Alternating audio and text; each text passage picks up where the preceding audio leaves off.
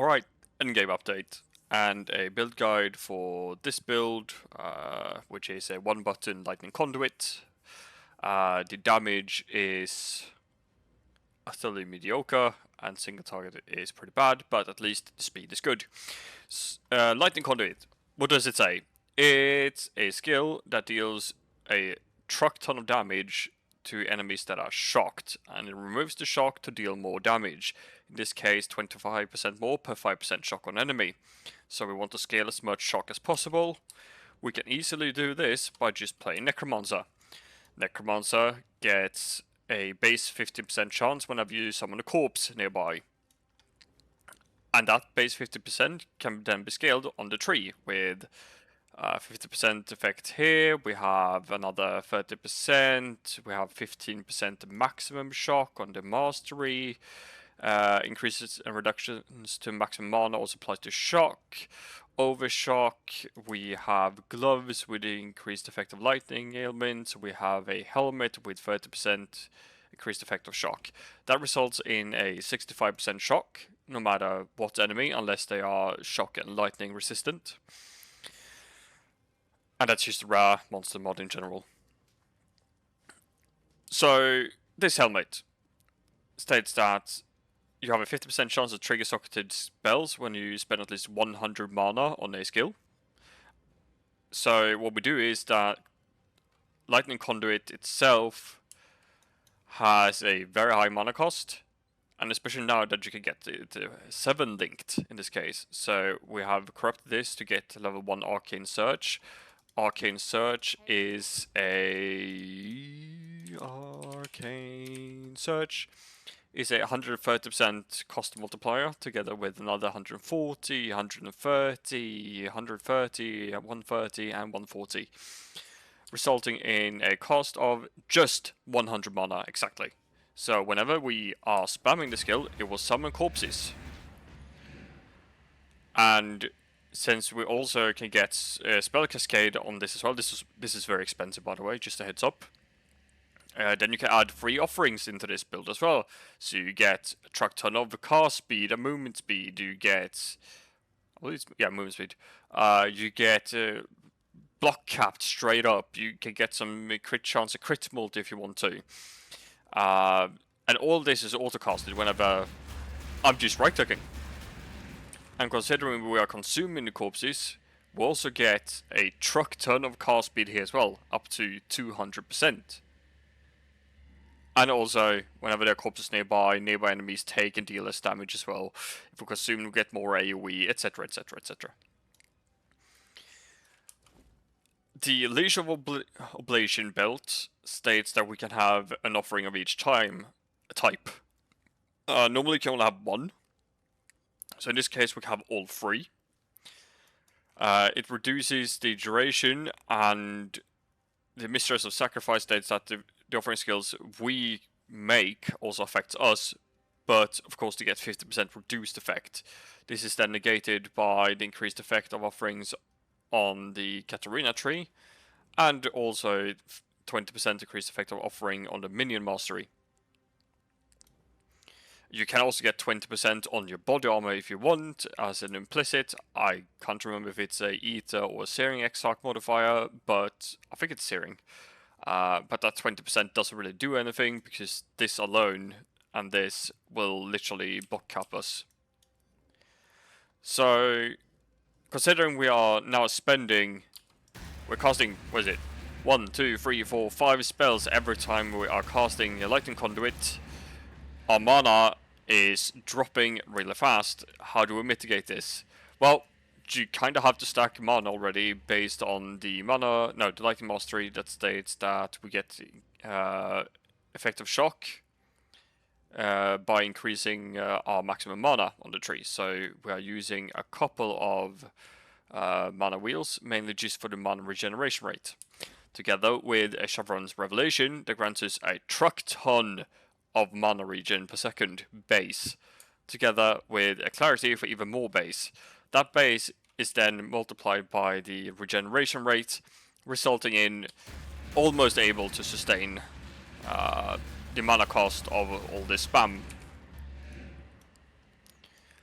We can also use the mastery to have a 10% chance to recover 10% of mana whenever we use a skill. That way we sustain most of the costs. But considering we're using chevrons, we cannot recharge or regenerate energy shield, which means we need some kind of recovery, and the only recovery we have left is then leech. We can get this wheel here for some spells, grant spell damage, applies leech, and Ghost Reaver has literally no downside now, considering can't recharge energy shield is already applied to us. So, what is there left to talk about? Well, this increase of effect of offering node on the Katarina has a very terrible downside.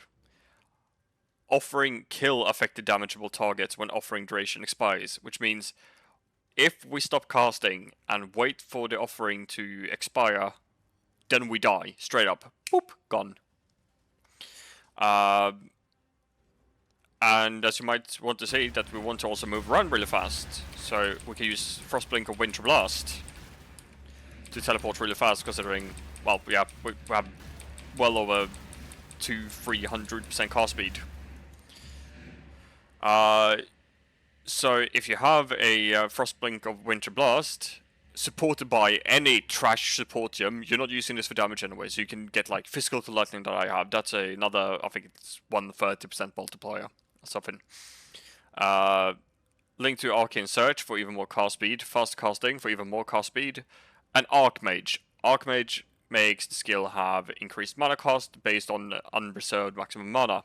So here's where adjusting the mana and the increases of reduction to costs comes into play, because this costs 105 mana, which means whenever we are frostblinking, we are also chance to summon and trigger this helmet, causing all of our offerings to be up at all times, even when moving around.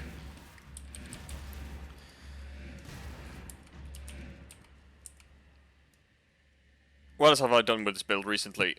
I have added a Flesh of Flame just to grab this node here for even more cast speed, some damage, and even more all rest, considering we are starting to get kind of rest starved at this point. I mean, we are well overcapped, so you could probably steal the Elementalist node for more damage against unique enemies, and more AoE to clear even more, but that's really expensive, and I believe I'm fairly done with this build at this point. I'm still going to play it because it's fun, but I'm not going to probably upgrade it anymore. I'm probably going to start a new build very soon, and you will have to see what that is later on. I've added a Elegant Hubris, because you can get 80% chance to avoid being shocked, together with 20% chance to avoid elemental ailments on your boots as an implicit. And then we can add a Storm Shroud that states that chance to avoid being shocked also applies to all elemental ailments. So now we're also ailment immune. We added a Watcher's Eye for some more lightning damage and mana recovery rate. As I already talked about, mana recovery is very important. I was thinking of removing Elemental Overload, but looking at the POB, I can't really scale the crit chance that high with my current gear.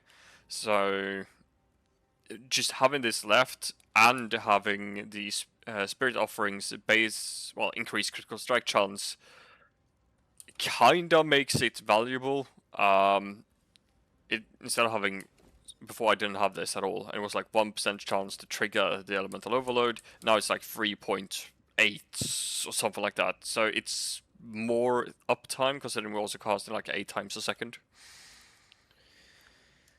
Well, 4 times if you're thinking of the 50% chance to trigger spells. So you're technically casting 4 times a second. Yeah, sums it up about 4 times a second. I believe that's all I really want to talk about this time around. I hope you enjoyed this showcase and this build guide. Would I recommend this build for mapping? Yes. Bossing is absolutely dreadful. It states I have like 9 million DPS, 6 to 9 million depending if Elemental Overload is up, and I invested tons of divines into this build. And by tons I mean probably like 100 up to maybe 200, and it's just not that good. It's fast, you can do mapping very well, considering you're teleporting around at Mach 10, but other than that, it doesn't really have anything more than being a fun factor. I hope you enjoyed, and I'll see you in the next one.